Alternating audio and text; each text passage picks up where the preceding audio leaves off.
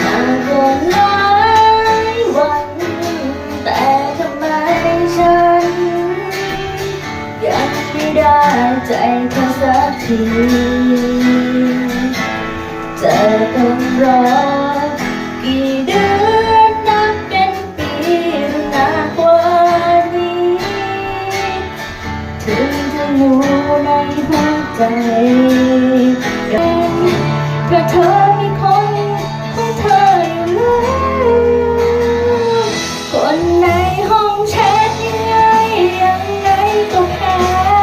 คนในใจของเธอต่อให้ฉันรักยังไง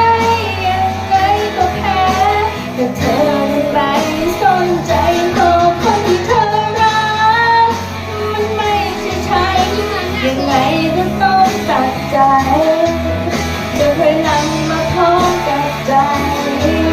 ถ้าเธอไม่รักก็ต้องเข้าใจรักทำไมคือไม่สำคัญมาให้คิดไปไกลหวั่นไหวไปเองถ้าเธอมีคนของเธออยู่แล้วคนในห้องแชทยังไงก็แพ้